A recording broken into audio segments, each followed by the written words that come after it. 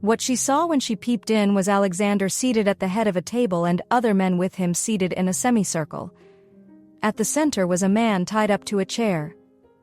Ophelia gasped at the sight. "What is going on?" she asked herself.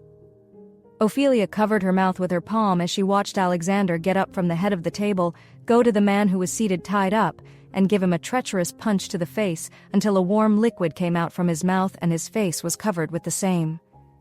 She heard Alexander speaking a language that she never knew he could speak. He was angry and his eyes were blazing. Her husband wasn't speaking in English that she understood so well. This language that he spoke she could not place because she did not know many. She watched as he spoke. She couldn't easily follow the conversation as this language was all they spoke. She could only guess what they were saying via hand gestures, and that wasn't helping either. Suddenly Alexander, who was now speaking to the men in the semicircle, turned around and gave the man more punches until he was lifeless. She saw her husband. He looked like Alexander. But was he really the one? He had this beastly aura that scared her. What was she to do now? "Should I run away from this beast before me?" she asked herself as she watched him. Fear gripped her. She was frozen on the spot. This was the first time she had seen him do anything like this. So her husband was a violent man? These questions kept playing in her head. She ran hurriedly up the stairs to her room without thinking twice. Although she was afraid and confused, she did not miss her way back to her room.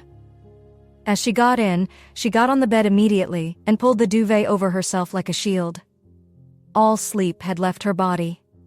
How can she sleep after what she just saw? Oh, but what was that I just saw? And who are those men? Is that what that room was for? She hugged herself. So many questions that she had no answers to. Her heart began to race as she was shaking in bed.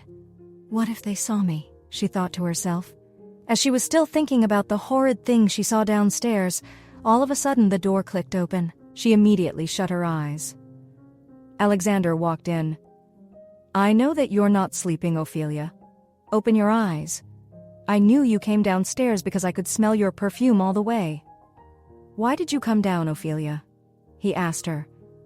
At that moment her heartbeat became louder.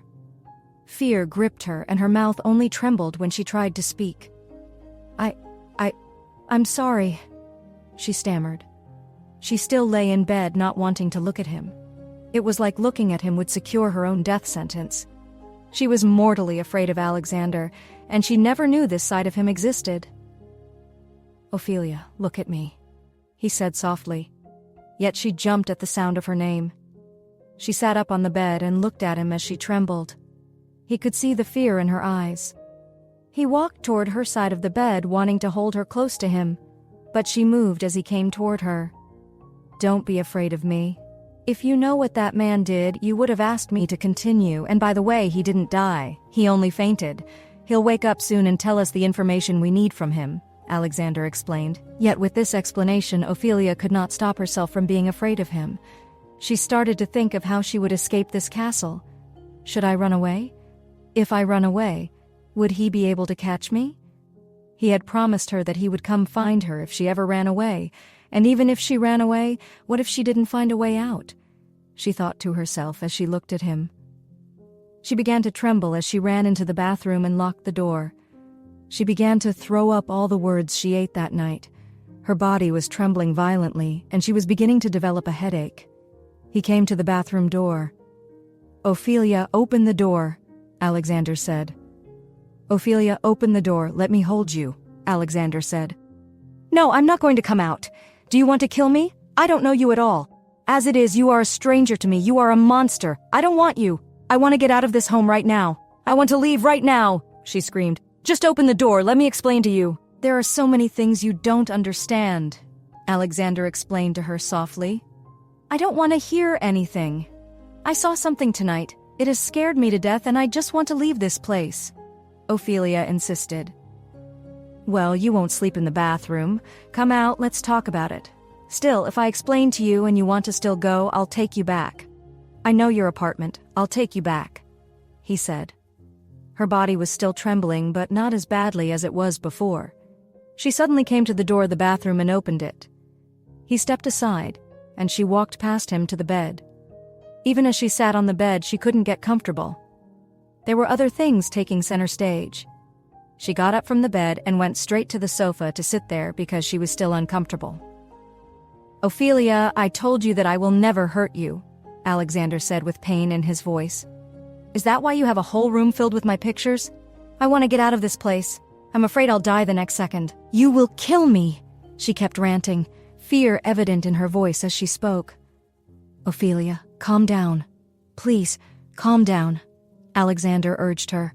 "I will never kill you. I love you so much.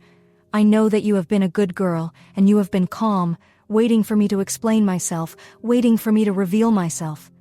What you just saw was one of my staff. He was selling information about one of my companies to an enemy. That was why I was meting out that punishment on him. So far, he had refused to say anything about it. What if he did not give out the information? What if you people were wrong?" Ophelia stood up. "No, we are not wrong. They saw him with the CEO of the rival company and they were eating together. Look at him. He's not a wealthy man. He's my staff. Why would he be eating with someone of such caliber? Don't you understand? When you join my staff, there's an NDA clause that every single person signs. What could he be doing with a rival company CEO at a restaurant? That's what I was asking him. And he wasn't ready to talk, but I know how to get the information out of him." Alexander tried to explain, hoping that his explanation sank into her brain. "I trust my boys," Alexander ended his narration. "But please, can I leave here? I don't want to stay here. I want to go elsewhere. I will never feel safe here again. I am afraid something bad may happen to me in this place," Ophelia said, still trembling. After what she had seen, she couldn't unsee it, and the sight of it replayed in her mind, still scaring her. "No, I have some country homes all over the city. We can move to one of them if that's what you want," Alexander said, giving her options. "So, do you do the same thing in those places?" she asked curiously. Alexander looked at her and smiled. "Ophelia, I've told you that I will not hurt you, but you don't believe me," Alexander said matter-of-factly. "It is true, I don't believe you, Alexander. You did not tell me anything about yourself. You didn't tell me anything about what you do. You are hiding something from me, and I need to know that secret. Until I know it, I can't be your wife fully. Alexander, I need you to know that if I don't know anything about you, and the only thing I'm left with is what I know so far, I do not like it. Do you see what is happening so far? Because you refuse to explain what you do to me, at least tell me about yourself. That's all I ask," Ophelia stated. Alexander bowed his head for a while and then looked up at her. "Okay. If you want to know about me, I have 38 companies," he started, and she cut in, shock evident on her face. "What are you doing with 38 companies, Alexander?" "I do business. I prefer to do business than to go into drug trafficking or illegal things. That's why every opportunity I get, I take over companies. That's what I do, Ophelia." "And is that all you do, Alexander Prescott?" Ophelia asked. "That's not all. I told you I'll be telling you as time goes by. I'm not a man that brags about what he has. And that was why I said since we are together for a lifetime, you get to know everything I own. They are all yours too, Ophelia. I love you. Please trust me," Alexander restated. "Tell me something. Why did you put my pictures in that room, Alexander?" "I have told you, Ophelia, you are my obsession. You gave me your blood at the hospital. Do you remember St. Mary's Hospital? Do you remember going to that hospital 5 years ago? I really don't know what you came there for, but the doctor was scared and was in a panic because they had run out of my blood type. You heard him say it, and you told him that that's your blood type too. You donated some blood, and that's how you saved me. I was already dying, and you gave me your blood. I am alive today because of you. You are my obsession, Ophelia, and I can never hurt you. Anyone who tries to hurt you will go down for it, I swear to you. Now can you calm down and come to bed? Let's lie down together and hold each other, please," Alexander pleaded. Satisfied with his explanation, Ophelia slowly walked toward the bed. Then she laid on it. Alexander followed, pulling up the duvet to cover them both. He held her closely to him, kissing the back of her neck. I love you so much, Ophelia. I love you. Please, you will never see me in that situation again. It will never happen again. I was also afraid when I saw you trembling. I was afraid that I may have scarred you in some way, and I'm sorry. Forgive me, Ophelia, he whispered. After a while, they drifted off to sleep. By the next morning, Ophelia walked to the bathroom and did her morning routine while she left Alexander in bed, still sleeping. She got dressed for the office, and as soon as she came into the bedroom from her walk-in closet, she dabbed her perfume on herself. Instantly, she heard a growl behind her. She turned slowly, still trembling from the night before. "Where are you going?"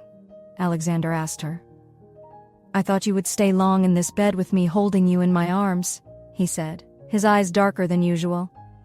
"Not today, Romeo," she said, walking past him. Alexander smiled and went back to the bed. He picked up his phone from the bedside cabinet. He dialed a number. "Get ready for Plan B,"